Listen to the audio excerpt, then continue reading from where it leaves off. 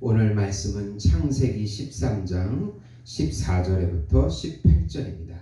제가 봉독하겠습니다. 롯이 아브람을 떠난 후에 여호와께서 아브람에게 이르시되 너는 눈을 들어 너 있는 곳에서 북쪽과 남쪽 그리고 동쪽과 서쪽을 바라보라. 보이는 땅을 내가 너와 내 자손에게 주리니 영원히 이르리라. 내가 내 자손이 땅에 티끌 같게 하리니 사람이 땅에 티끌을 능히 셀 수 있을진데 내 자손도 세리라. 너는 일어나 그 땅을 종과 횡으로 두루 다녀보라. 내가 그것을 내게 주리라. 이는 아브라함이 장막을 옮겨 헤브론에 있는 마므레 상수리 수풀에 이르러 거주하며 거기서 여호와를 위하여 제단을 쌓았더라. 아멘. 오늘 말씀은 언약 안에서, 약속 안에서 아브라함이 올바른 신앙생활을 하고 있는 모습을 보여주고 있는 내용입니다. 사랑하는 성도 여러분, 복음은 기쁜 소식입니다. 왜 복음이 우리에게 기쁜 소식이 됩니까? 우리에게 하나님의 아들이신 예수님을 통해서 축복을 주신다는 소식입니다. 축복이라는 말은 히브리어로 형통할 수 있는 힘을 얻는다는 의미입니다. 영적인 형통함은 죄와 사망에서 형통하게 되어서 의와 생명을 얻어 영원한 평강과 영원한 안식을 누리게 해주겠다는 소식입니다.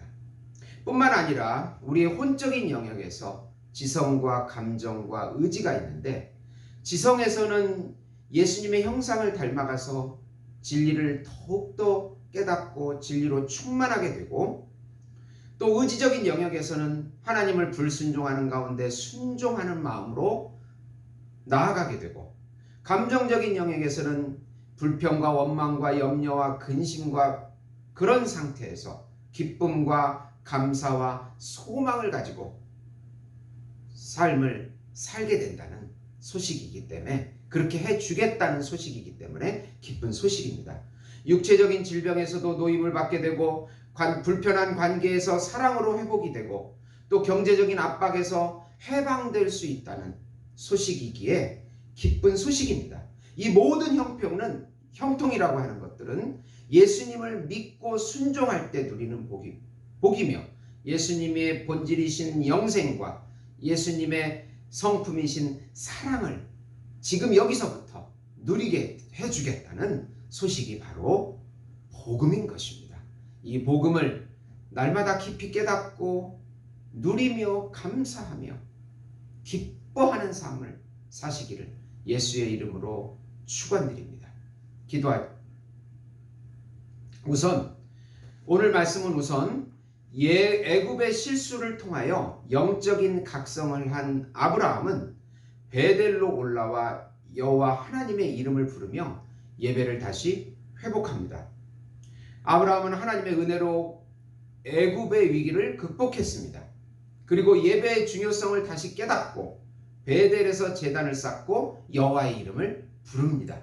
여호와의 이름을 부른다는 것은 어린 양이신 메시아를 믿고 소망하고 죄를 또 고백하고 감사와 소망과 은혜를 표현하며 또 앞으로 미래에 어떻게 해야 될지 하나님의 은혜를, 응답을 받는 그 시간을 갖는다는 뜻이 됩니다.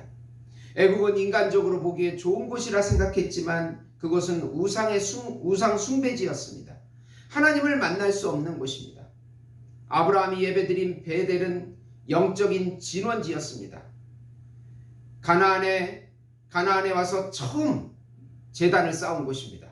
하나님이 항상 만나주시고 응답하는 장소였습니다.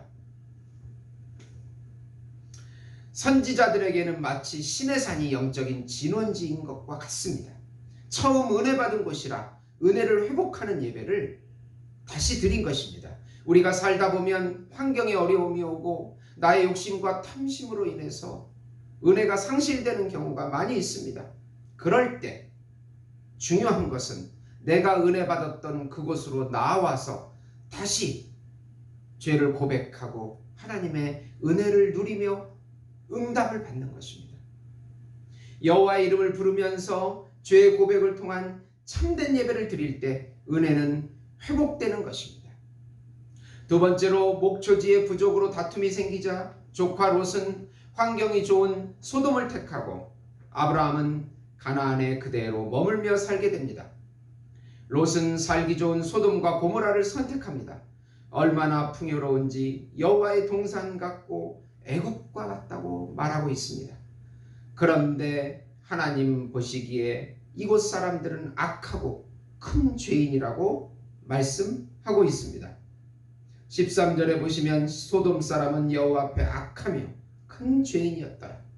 환경은 풍요로우나 죄악이 가득한 곳이라 결국 하나님의 심판이 임하게 되는 장소라는 것입니다. 반면에 아브라함은 신앙적인 믿음을 가지고 롯에게 우선권을 줍니다. 네가 좌하면 내가 우하고 네가 우하면 내가 좌하리라. 고 영적인 양보를 합니다. 형제 사랑입니다. 신앙적인 축복의 약속과 믿음이 있기에 다른 사람에게 좋은 것을 주어도 하나님께서는 충분히 나에게 또 은혜를 주실 것이라는 굳건한 약속을 믿은 것입니다. 하나님은 아브라함은 하나님의 축복과 약속을 바라보기에 환경이 중요한 것이 아님을 알았습니다. 아브라함은 형제를 사랑하고 하나님의 축복을 더 신뢰하였습니다. 아브라함은 애굽의 실수를 통해서 철저하게 하나님 중심의 삶을 살았던 것입니다. 문제가 생겨도 가나안을 절대 떠나지 않았습니다.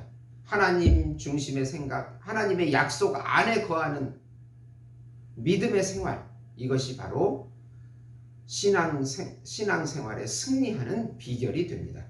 세 번째로 하나님께서 아브라함에게 가나안 땅과 후손에 대한 축복을 다시 선포해 주십니다. 하나님께서는 동서남북을 바라보라고 하십니다. 보이는 모든 땅을 아브라함과 그 자손에게 주신다고 다시 선언해 주십니다. 아브라함의 자손이 땅에 티끌같이 많게 되리라는 축복을 주십니다. 아브라함은 다시 헤브론으로 옮겨서 제단을 쌓고 예배를 드립니다. 아브라함은 하나님의 언약 안에서 마음에서부터 하나님 중심과 예배 중심으로 삶을 살아갑니다. 우리의 신앙생활을 항상 예수님의 영과 생명으로 예배하면서 예수님과 친밀한 교제 가운데 살아가는 것이 하나님의 나라를 세우는 것입니다. 우리가 잘 먹고 잘 되는 것이 우리 삶의 목표가 아니고 하나님의 나라를 세워가는 것이 우리 삶의 목표가 되는 것입니다. 그러기 위해서 하나님의 응답과 있는 하나님의 친밀함 가운데 예배와 믿음을 통하여 하나님의 언약 안에서 항상 내 영혼을 다스리고 순종할 때 하나님의 나라가 세워지게 됩니다. 갈라디아서 3장 15, 16절에서 아브라함에게 약속하신 메시아를 사도 바울은 말하고 있습니다. 형제들아, 내가 사람의 예대로 말하노니 사람의 언약이라도 정한 후에 아무도 패하거나 더하거나 하지 못하느니라. 이 약속들은 아브라함과 그 자손에게 말씀하신 것인데 여럿을 가리켜 그 자손들이라 하지 아니하고 오직 한 사람을 가리켜 내 자손이라 하셨으니 곧 그리스도라. 하나님께서는 아브라함의 후손으로 오실 한 분, 그분 예수 그리스도 메시아를 통하여 아브라함과 아브라함의 후손들과 또 예수를 믿는 모든 우리들에게 영적인 축복과 육적인 축복과 영생과 그 사랑의 삶을 살게 해주시겠다고 약속해 주고 계십니다. 이 약속을 어려움이 있을지라도 고난이 있을지라도 미래가 보이지 않아도 믿음으로 이 약속 안에 거하시면서 예수님을 굳게 믿고 승리하시는 예수목장교회 성도 여러분이 되시기를 예수님의 이름으로 축원드립니다. 기도하시겠습니다. 하나님 감사합니다.